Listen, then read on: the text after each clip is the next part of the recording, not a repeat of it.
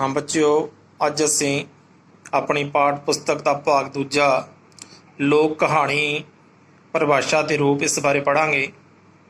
लोक कहानी किसी मनुखी समूह के सभ्याचार की अंदरूनी दशा को दर्शाती है। लोक कहानी दसदी है कि किसी समाज के लोगों की मानसिकता का असली रूप की है। पंजाबी लोक सभ्याचार विच लोक कहानी लई वधेरे प्रचलित शब्द बात है। जिवें तुसीं अक्सर अपनी दादी नानी कोलों बातां सुनते रहे हो, उसे ही बात की उसे ही लोक कहानी की कवि इत्थे गल कर रहे हैं। पंजाबी व्यक्ति का बचपन दादी नानी द्वारा पाईयां सुनाईयां बातां विच गुजरदा है। ये बातां वख-वख रूपां विच कहानी रस नाल भरपूर मनोरंजन करदियां हन, पर इन्हां विच केवल मनोरंजन ही नहीं सगों नैतिक उपदेश, कदरां कीमतां, जीवन का वर्त विहार, अनुभव, जीवन दीयां हकीकतां, अटल सच्चाइयां, इतिहास, मनुखी कमजोरियां, मनुखी रिश्ते अते प्रकृति की असलीयत आदि बारे भी गल कीती जाती है। इंज बात लोक ज्ञान का खजाना हुंदी है। इस लोक ज्ञान नूं बिरतांत रूप में पेश किया जाता है। बिरतांत किसी वापरी घटना नूं बयान करन दी जुगत है। सो लोक कहानी नूं लोक मन का बिरतांत कहा जा सकता है। बिरतांत होने करके ही इस विच वक्ता कहानी सुनाउण वाला अते श्रोता कहानी सुनने वाला की हाज़री लाजमी हुंदी है। लोक कहानी का आनंद इसनूं सुनने विच लुकिया होया है। वक्ता बातकार के रूप में श्रोते की हाज़री नूं पक्कियां करन लई हुंगारे की मंग करदा है। जदों बात पाई जाती है तो सुनने वालियां विचों एक जना हूँ, फेर, अच्छा आदि शब्द बोल के श्रोतिਆਂ की हाज़री नूं यकीनी बनाई रखता है। इस तो ही श्रोते की दिलचस्पी का पता लगता है। इसे रूप विच ही लोक कहानी एक पासड़ बयान ना होके दवली खेड बन जाती है। भाव एक कल्ला बंदा नहीं सुना सकता, उसनूं सुनने वाला भी उसके बराबर का भागीदार हुंदा है। लोक कहानी सुनी ही नहीं जाती, सगों श्रोते नूं कहानी के वरतांत विच शामिल होना पैंदा है। अजिही समूलीयत नाल ही श्रोता विहारक ज्ञान नूं ग्रहण करता है। विद्यार्थियों नूं पंजाबी लोक कहानियां दे भरपूर खजाने विचों कुछ कु लोक कहानियां नाल जोड़न की कोशिश की गई है। पहला नीति कथावां। लोक कथावां दीयां अनेकां वणगियां विचों नीति कथावां दा विशेष स्थान है। इस वणगी दीयां कहानियां लई तंत्र कथा शब्द भी वरत्या जाता है। प्राचीन ग्रंथ पंचतंत्र ते हितो उपदेश विच अनेक प्रकार दीयां नीति कथावां शामिल हैं। कथा साहित सागर नां दे ग्रंथ विच हुई इस प्रकार दीयां कथावां दे नमूने तलाशे जा सकते हैं। नीति कथावां दा संबंध नीति विद्या नाल है। नीति तो भाव कुछ विशेष नुकते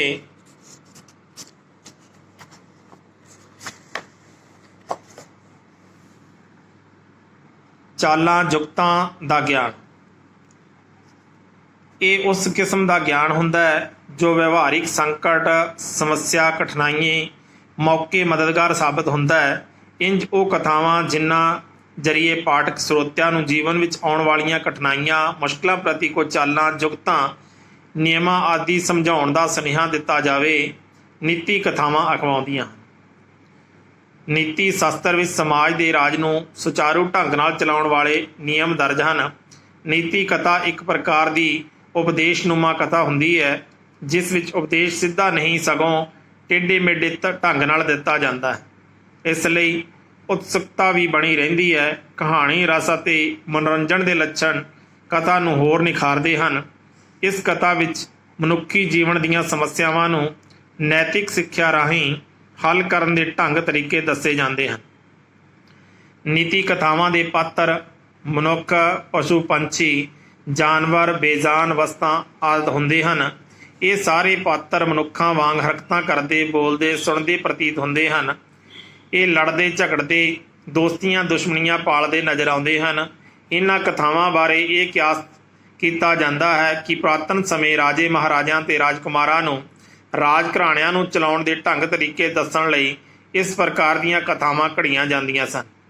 इन्हां कथावां विचों मनुखी सुभाਅ ਦੀਆਂ ਬਰੀਕੀਆਂ ਤੋਂ ਜਾਣੂ ਕਰਵਾਇਆ ਜਾਂਦਾ ਸੀ। ਜ਼ਿੰਦਗੀ ਦੇ ਵਿਭਿੰਨ सूत्र समझाए जाते सन। अजोके समय विच ਚਾਣਕਿਆ ਨੀਤੀ ਬਾਰੇ ਫਿਰ ਤੋਂ ਚਰਚਾ ਦਾ ਸ਼ੁਰੂ ਹੋਣਾ ਇਸ ਦਾ ਪੱਕਾ ਪ੍ਰਮਾਣ ਹੈ।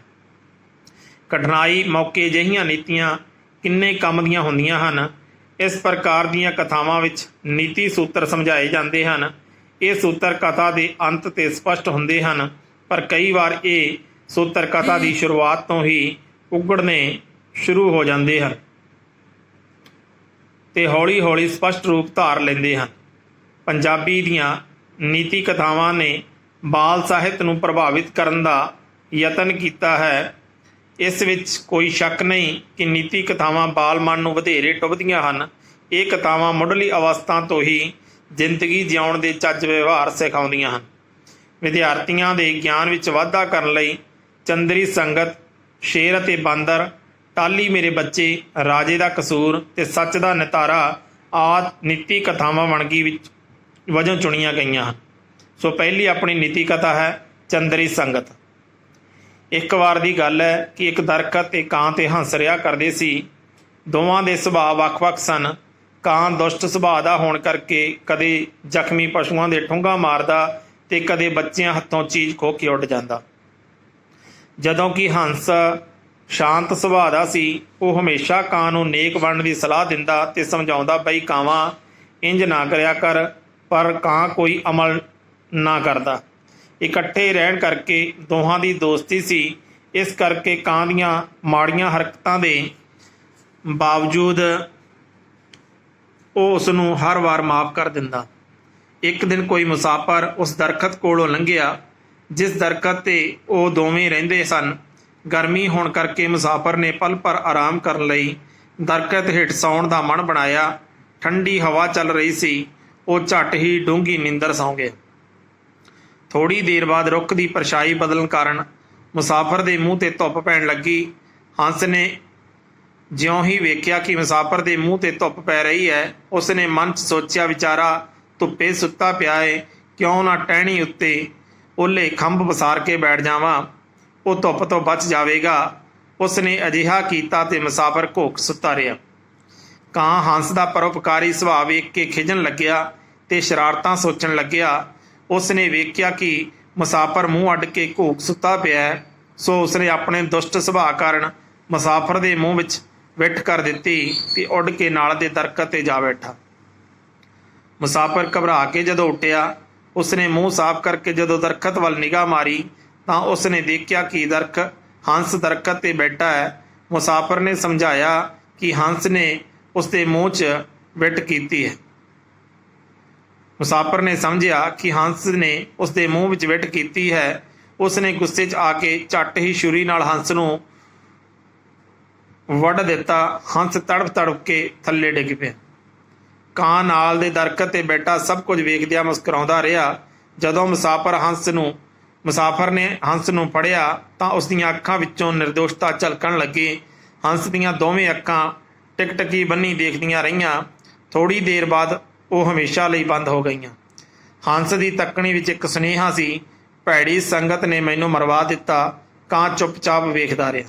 ਸੋ ਇਸ ਨੀਤੀ ਕਥਾ ਦਾ ਜੋ ਸਾਰ ਹੈ ਉਹ ਇਹ ਹੈ ਕਿ ਸਾਨੂੰ ਚੰਗੀ ਸੰਗਤ ਭਾਵ ਚੰਗੇ ਬੰਦਿਆਂ ਦੀ ਸੰਗਤ ਕਰਨੀ ਚਾਹੀਦੀ ਹੈ, ਕਿਉਂਕਿ ਅਸੀਂ ਜਿਸ ਤਰ੍ਹਾਂ ਦੀ ਵੀ ਸੰਗਤ ਕਰਦੇ ਹਾਂ ਉਸੇ ਦਾ ਹੀ ਰੰਗ ਸਾਨੂੰ ਚੜ੍ਹ ਜਾਂਦਾ ਹੈ, ਭਾਵ ਉਸੇ ਤਰ੍ਹਾਂ ਦਾ ਸੁਭਾਅ ਸਾਡਾ ਬਣ ਜਾਂਦਾ ਹੈ।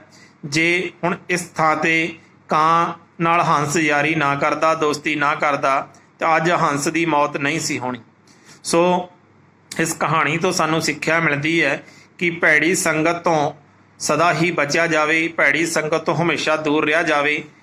ਇਸ ਤੋਂ ਬਾਅਦ ਇਸ ਦੇ ਜੋ ਪ੍ਰਸ਼ਨ ਹਨ, ਚੰਦਰੀ ਸੰਗਤ ਨੀਤੀ ਕਥਾ ਦਾ ਸਾਰ, ਹੰਸ ਨੇ ਕਾਂ ਨੂੰ ਕੀ ਕਿਹਾ, ਮੁਸਾਫਰ ਲਈ ਹੰਸ ਨੇ ਕੀ ਕੀਤਾ, ਕਾਂ ਦੀ ਕਿਸ ਕਾਰਨ ਸ਼ਰਾਰਤ ਕਾਰਨ ਹੰਸ ਨੂੰ ਮੁਸੀਬਤ ਝੱਲਣੀ ਪਈ, ਕੀ ਹੰਸ ਨਿਰਦੋਸ਼ ਸੀ, ਹਾਂ ਤੇ ਕਿਵੇਂ, ਇਸ ਨੀਤੀ ਕਥਾ ਵਿੱਚ ਕੀ ਸੁਨੇਹਾ ਦਿੱਤਾ ਗਿਆ। ਇਹ ਜੋ ਸਾਰੇ ਪ੍ਰਸ਼ਨ ਉੱਤਰ ਹਨ ਇਹ ਸਾਰੇ ਤੁਹਾਨੂੰ PDF ਰਾਹੀਂ ਮਿਲ ਜਾਣਗੇ। ਸੋ ਤੁਸੀਂ ਧਿਆਨ ਨਾਲ ਇਸ ਨੀਤੀ ਕਥਾ ਨੂੰ, ਇਸ ਚੰਦਰੀ ਸੰਗਤ ਨੀਤੀ ਕਥਾ ਨੂੰ ਪੜ੍ਹਨਾ ਹੈ ਤੇ ਇਸ ਵਿੱਚੋਂ ਜੋ ਸਿੱਖਿਆ ਮਿਲਦੀ ਹੈ ਉਹ ਆਪਣੇ ਜੀਵਨ ਵਿੱਚ ਗ੍ਰਹਿਣ ਕਰਨੀ।